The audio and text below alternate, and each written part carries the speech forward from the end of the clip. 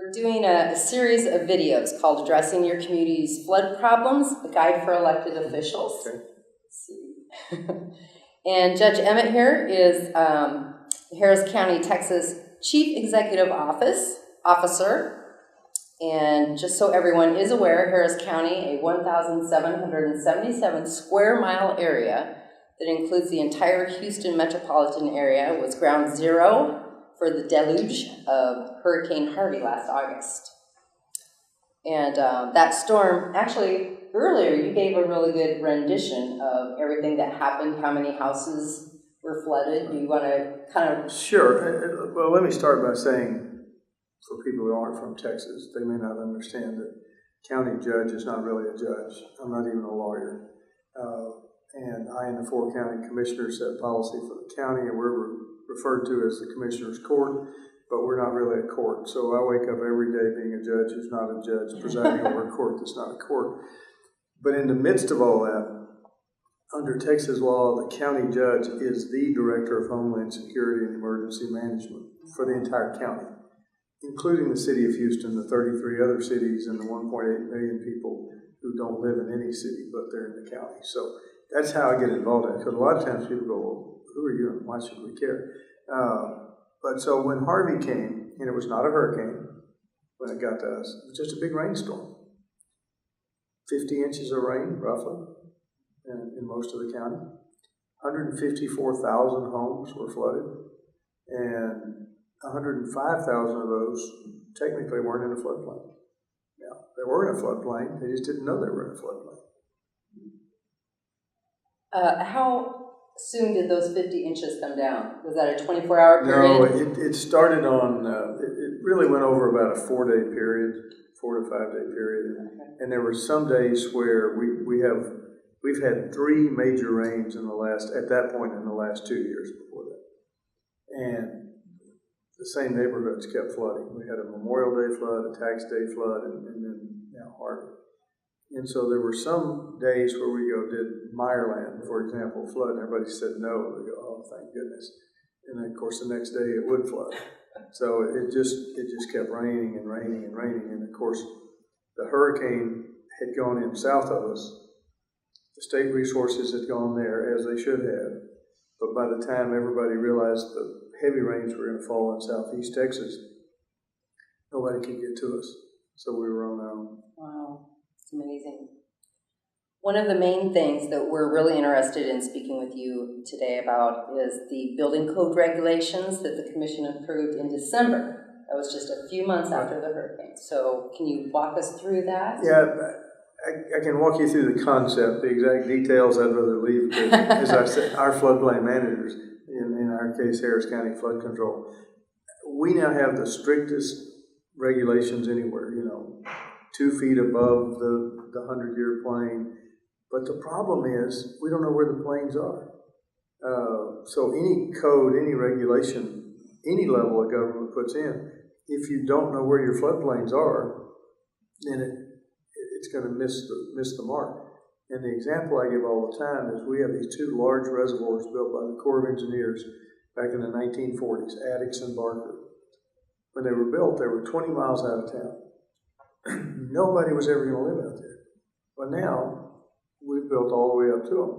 And along the way, nobody kept track of where the tributaries and creeks were, so that if we get a huge rain event, we don't know where the natural flow patterns are. That's a big issue. Doesn't the new floodplain regulations go to, rather than the 100-year floodplain, it goes to the 500? It does both. So, right. Do you know why they went? Sure, because as I said, we've had 3 500-year events in a 2-year period. And I say it only half jokingly, but I said it in my State of the County not long after Harvey, matter of fact, a few weeks. And I said, so we've had these 3 massive rain events, all higher than a 500-year event, supposedly. So either our definition of a 500-year event is wrong, or maybe we're safe for the next 1,500 years. But nobody believes the latter. Right.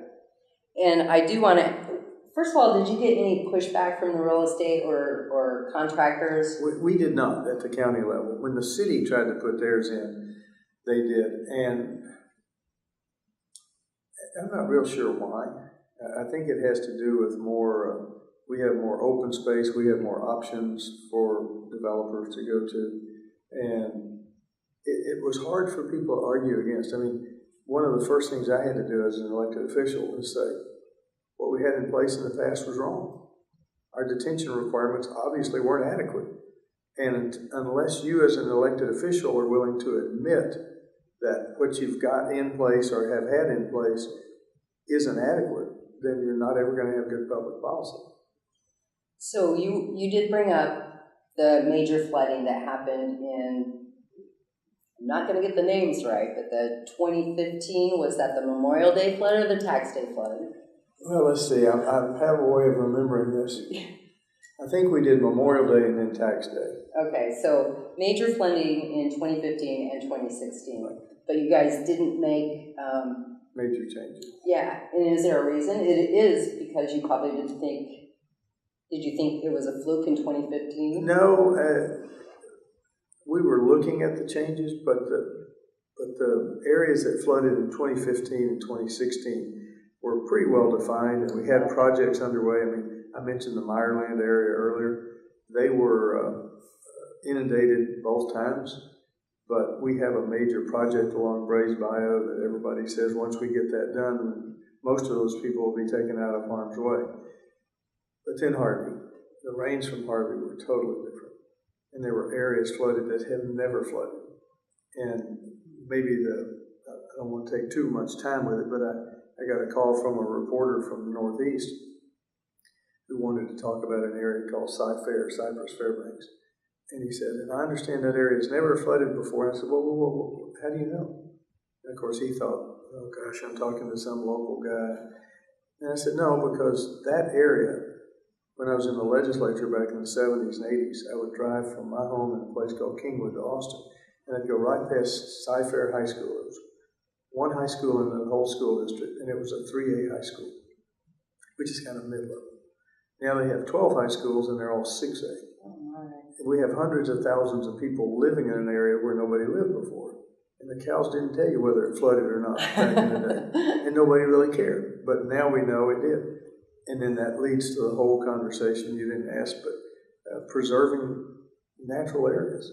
We've got the Katy Prairie, which is a wonderful natural resource west of town that has been largely built on. And we do have a Katy Prairie Conservancy that's trying to save what's left of it. We just need to do that. We just need to say, okay, no more building out there. That's our sponge that's going to soak up a lot of the water that's coming downstream. So how many acres is that sponge? Oh, you're going to ask me those kind of difficult questions. I don't know. Okay. But it's a large area still, and it's still a contiguous area, which makes it important. Yeah, all right. So another thing I wanted to talk to you about is Harris County is not going to be relying solely on federal funds to help mitigate some future flooding. And just a few days ago, your commission approved a $2.5 billion with a B. With a B. Yep, flood protection bond issue, and it's going to go on the ballot on August 25. So can you tell me some of the projects that money is going to help mitigate? Well, we're taking a very interesting approach on this. August 25th, the general election date, of course, is November. But we decided we'd rather do it on a special election on August 25th. We had to get the governor's permission to do it, and because a lot of people don't like special elections for bonds. But that's the one-year anniversary of Harvey. It just occurred. And we did not want to go past that anniversary without being able to say we're doing something. Because people ask right now, are we better off now than we were before Harvey? And the answer is no. We're actually worse off because we haven't made all the repairs yet for what Harvey damaged. And so we've got to get started. We know the federal government has allocated $131 billion across Texas, Florida, California, Puerto Rico. How much of that comes to us, we don't know. Hopefully a lot. Some of those matching funds, we can draw down with this money. But a lot of the projects we're talking about, some of the buyouts are in areas that don't meet the federal government's cost-benefit analysis. So we're going to have to use local funds. a lot of these projects are going to be on creeks and tributaries that really don't qualify under the federal government. And then we have no idea what the state's going to do. The state of Texas, I always have to be careful not to be too critical, but you know, the state has this thing called a rainy day fund with $11 billion in it. If Harvey wasn't a rainy day, I don't know what is. And so we're waiting to see what are they going to give us. And they keep saying when the legislature meets in January, they'll take that subject up. So maybe we don't have to do $2.5 billion on the local taxpayer. But in the meantime, we have to start the process. Do you think people will be pretty open to this bond? They will, because the approach we're taking, we didn't say what was in it exactly. We're going to the public and we're having 23 public engagement meetings in all the major watersheds. Okay. We're meeting with any group, anywhere, anytime, little civic clubs, all the way up to super neighborhood alliances. And we're saying, here's all the things, but we need you to tell us, what do you think will improve your area the most? And then we've got to prioritize those. And that's what the $2.5 billion is going to pay for. So this was a little different. We didn't come down from on high and say, here's what we're going to do. Now, it's had its humorous aspect because as an elected official, you know, we live in this social media world. People will send emails. I can't believe you're doing this or you're doing that. And I've got this nasty habit of, if I can, I call them. And inevitably they say, well, I didn't think you were going to read that. Well, what'd you send it for? But so many of them keep saying there's nothing in this plan for us. And I always make 2 points. Number one, how do you know? Because we don't have the plan yet. But number two, and the other one is, people say, you've never done anything for us, why should we support the bond? You're the exact people that should support a bond, because the places where we've already done the projects aren't going to get the bond money, you are. So it's a public education exercise, and so far it's going very well. Okay. Who all's going out and talking to the communities? I am, the county commissioners are, Harris County Flood Control will have 30, 40, 50 people at each one of the big ones. All right, good. So you just told me the thought process. So self-funding, you've kind of discussed it, but would you suggest that other communities go that route? I don't know that you have much choice if you just wait on somebody else to come in. If you're a small community, yeah, maybe you can do that. But in our case, we've got to get started on this. One of the admissions we had to make, county government in Texas is financed almost exclusively by the property tax. Everybody hates the property tax. The Texas legislature is always they're constantly trying to decrease the amount of revenue we get from the property tax. And so we're having to tell people, okay, you want flood control? Guess what? You're going to have to pay for it somehow, and that's going to be through our only revenue source, which is the property tax. If the state comes in with $1 billion, say, then that's great. That's what we don't have to do locally. But in the meantime, we've got to be geared up to do it. And on the federal matching dollars, about 700 to 900 million of the $2.5 billion will go toward the match, and then that'll draw down 3 to 1 in most cases. Okay. So the 2.5 will become 4.5 to 5. All right. Good luck with that. We're working on it. Based on what Harris County's recent flood disaster was, what advice would you give to other elected officials after a serious flood event to help keep them and their communities, help them to build back stronger? Well, this whole term resilience has come up.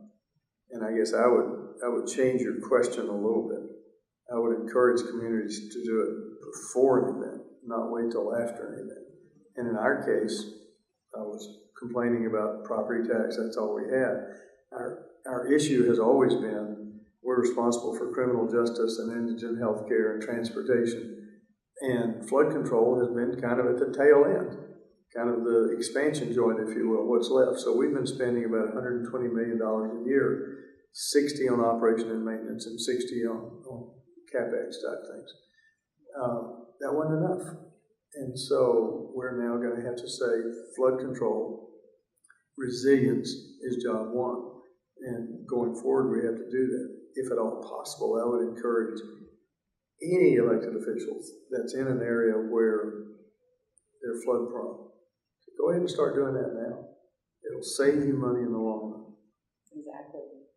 Now, is there anything I haven't asked you that you want to make sure that elected officials do hear from you? I think the hardest thing for an elected official, me included, until you've had a flood, then it doesn't show up as one of the, if you go door to door and ask people what are the major issues, it won't be there. It'll always be crime or maybe traffic or who knows what. But once a flood comes, then everybody goes, well, why didn't you do something? So it's hard, but I think leadership really would require you to get out front now on the whole question of resilience before you get struck by the disaster.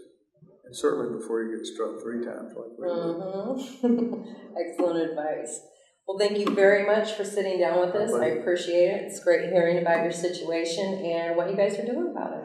We're working on it. Good luck. Thank you.